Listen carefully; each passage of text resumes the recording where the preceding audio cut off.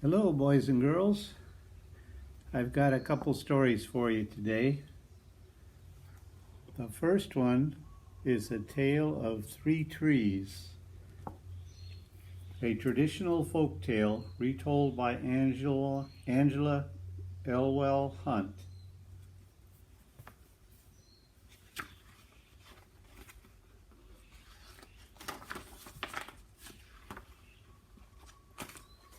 And this is what the author says.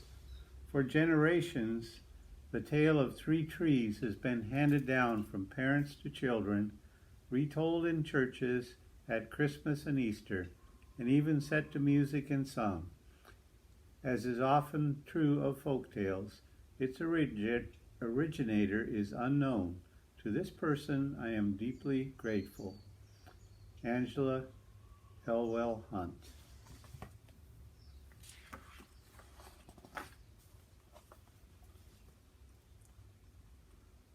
Once upon a mountain top, three little trees stood and dreamed of what they wanted to become when they grew up.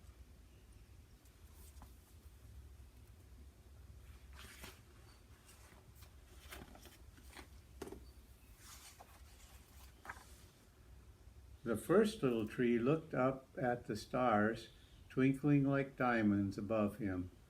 I want to hold treasure, he said. I want to be covered with gold and filled with precious stones. I will be the most beautiful treasure chest in the whole world.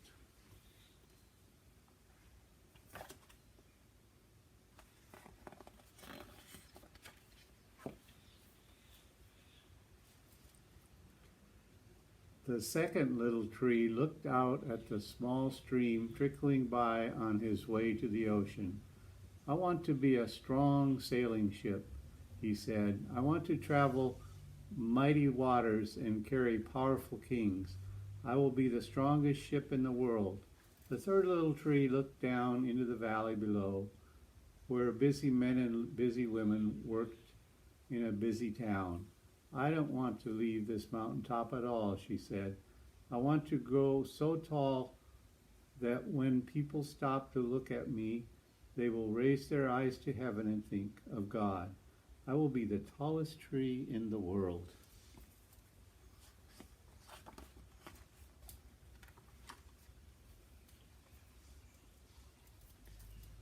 Years passed, the rains came, the sun shone, the little trees grew tall. One day, three woodcutters climbed the mountain.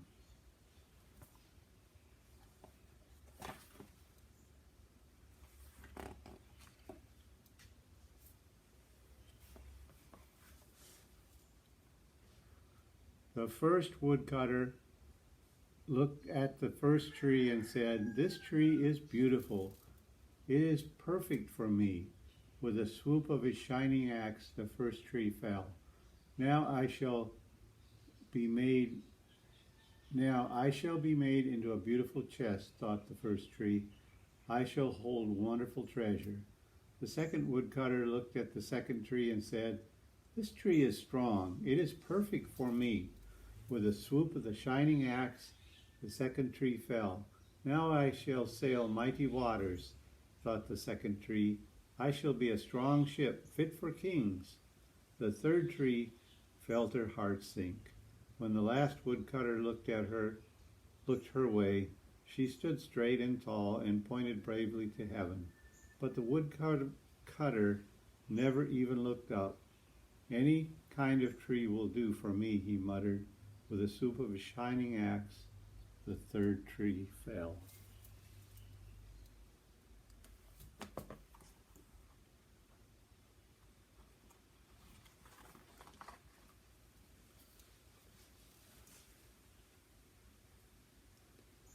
The first tree rejoiced when the woodcutter brought him into a carpenter's shop, but the busy carpenter was not thinking about treasure chests. Instead, his work-worn hands fashioned the tree into a feed box for animals. The once beautiful tree was not covered with gold or filled with treasure. He was covered with sawdust and filled with hay for hungry farm animals.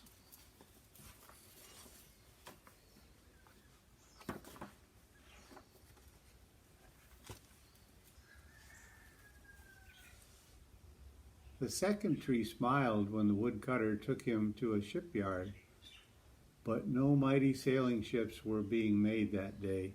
Instead, the once strong tree was hammered and sawed into a simple fishing boat, too small and too weak to sail an ocean or even a river. He was taken to a little lake. Every day he brought in loads of dead, smelly fish.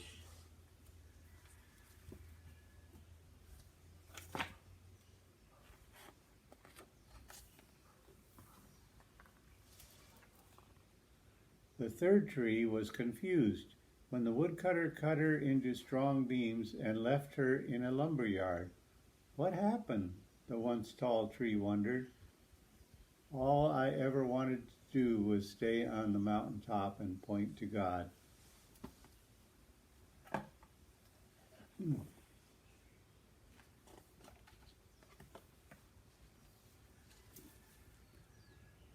Many, many days and nights passed. The three trees nearly forgot their dreams. But one night, golden starlight poured over the first tree as a young woman placed her newborn baby in the feed box. I wish I could make a cradle for him, her husband whispered. The mother squeezed his hand and smiled at the sunlight as the sunlight shone on the soft, sturdy wood. This manger is beautiful, she said, and suddenly the first tree knew he was holding the greatest treasure in the world.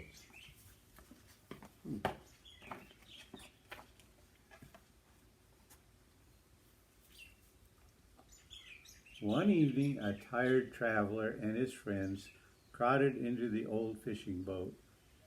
The traveler fell asleep as the second tree quietly sailed out into the lake. Soon a thundering and crashing storm arose. The little tree shuddered. He knew he did not have the strength to carry so many passengers safely through the wind and rain. The tired man awakened. He stood up, stretched out his hand, and said, "Peace." The storm stopped as quickly as it had begun, and suddenly the second tree knew he was carrying the King of heaven and earth.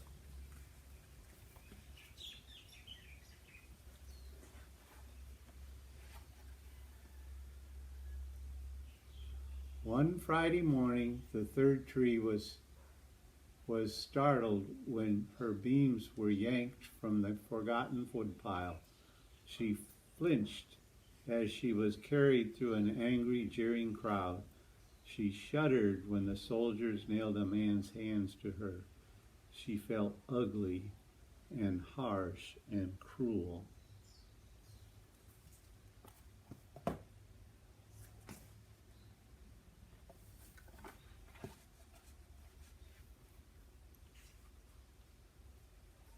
But on Sunday morning, when the sun rose and the earth trembled with joy beneath her, the third tree knew that God's love had changed everything. It made the first tree beautiful. It had made the second tree strong. And every time people thought of the third tree, they would think of God.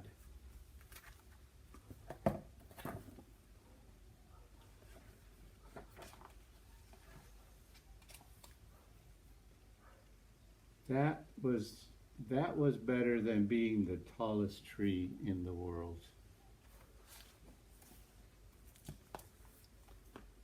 The end.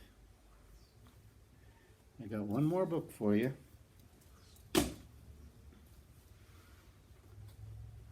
This is a longer story, and it's called Sir Kevin of Devon. I think you guys all know Mr. Kuzma, and his first name is Kevin. Sir Kevin of Devon by Adelaide Hole.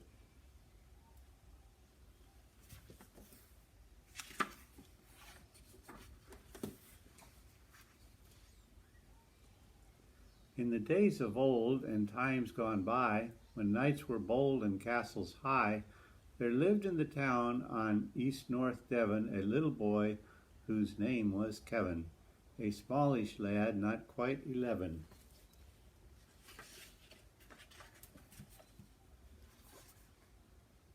While the other boys were playing ball or trying to scale the old north wall or sailing little paper boats around and around in castle moats, Kevin would sit in the king's great door watching the knights ride forth to war. "Someday," said Kevin, "I'll be a knight," and his eyes were shiny as candlelight. The townsfolk smiled at what he was saying. The other boys laughed and went on playing.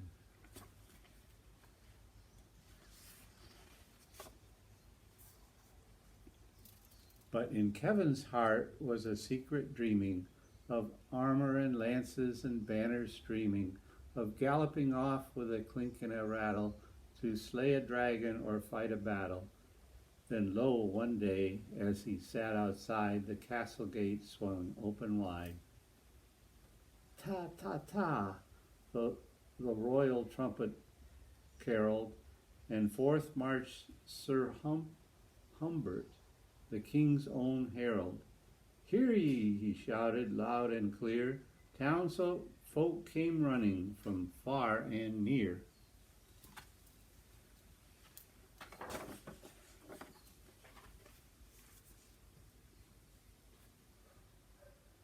"Good folks of Devon," said Sir Humbert cried, "a monster stalks throughout our countryside. It isn't a giant, it isn't a dragon, but it's high as a house and broad as a wagon. It goes with a clash and a crash and a rattle.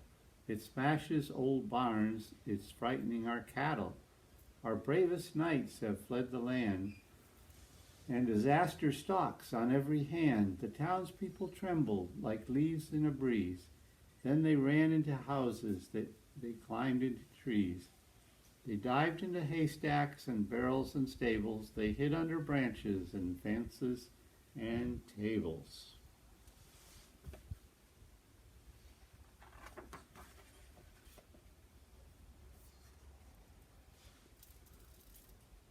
Did I say everyone? No, not quite.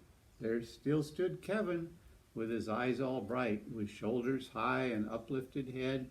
"I'll fight this monster," brave Kevin said. His small voice seemed loud as thunder. People peeked out of and over and under. People said, "Oh," and "ah," and "ooh," as out they peered for a better view, while straight toward the castle marched little Kevin, the bravest lad in the town of Devon, a smallish boy, not quite 11.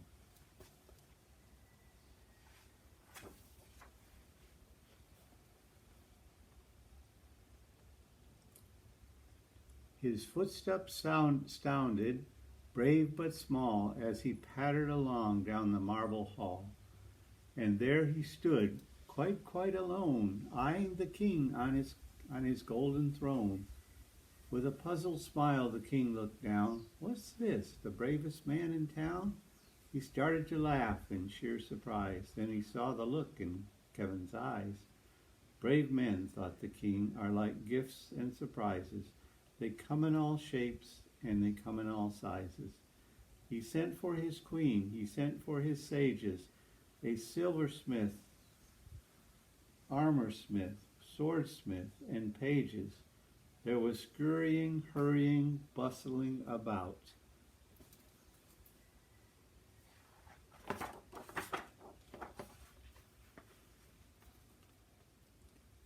Then clang went the drawbridge, and Kevin swept out. He was dressed in armor, all shiny and bright. His helmet was plumed with red and white. He carried a sword and a shield and a mace, but proudest of all was the look on his face. He mounted his steed, he flourished his sword, then he galloped away while the townspeople roared. Oh, man. Awesome.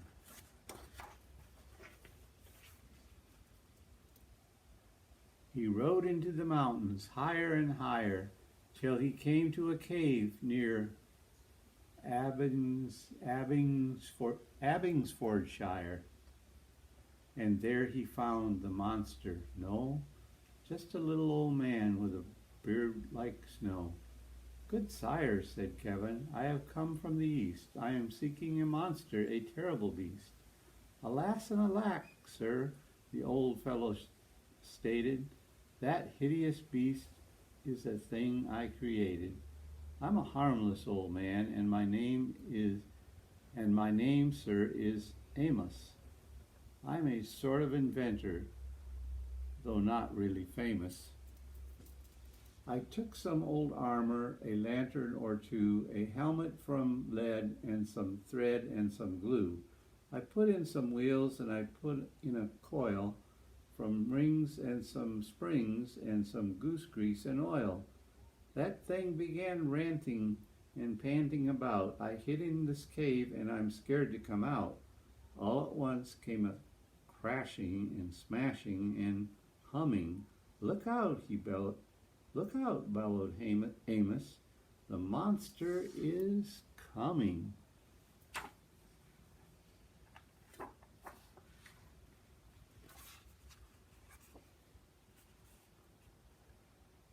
The monster did come, but small Kevin stood fast. He raised up his sword as the creature stormed past. Whack went his sword, whoosh went his mace, but the monster roared on at a furious pace. Halt, shouted Kevin. I command you to stop. But on went the thing with a clump and a clop. Clump and a clop. I can't stab it, thought Kevin. It's as hard as a kettle. I won't listen to reason. It won't listen to reason. Its brains are all metal. So I'll just have to chase it through country and town. Sooner or later, it has got to run down.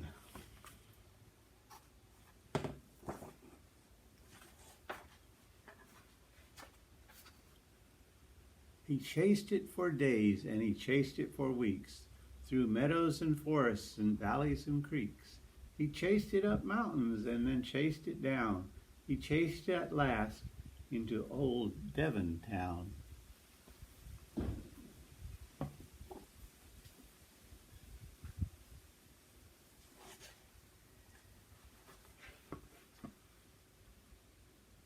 Straight past the castle of Courtly the king, then all of a sudden something went ping. With a boing and a whir and a few feeble ticks, the monster went down like 10 tons of bricks. Ooh, pretty good.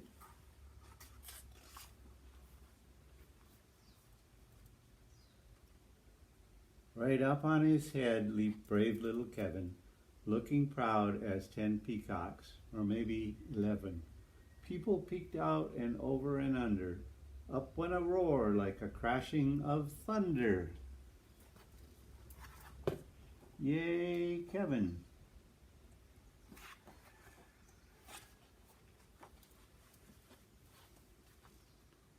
Out came the king in his long royal gown, with a silvery sword and his jewel-studded crown. The monster is dead, sire, said Kevin politely, and oh, he looked fearless and peerless and knightly.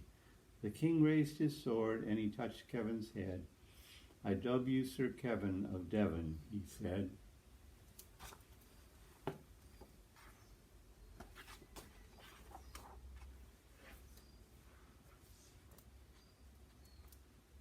Long live Sir Kevin, the townspeople cried, the bravest knight in the countryside. And there stood Kevin with eyes all bright. He was dreaming his dream. He'd been ready to fight. He had proved himself worthy of being a knight. The end. That was Sir Kevin of Devon. So until next time, bye-bye.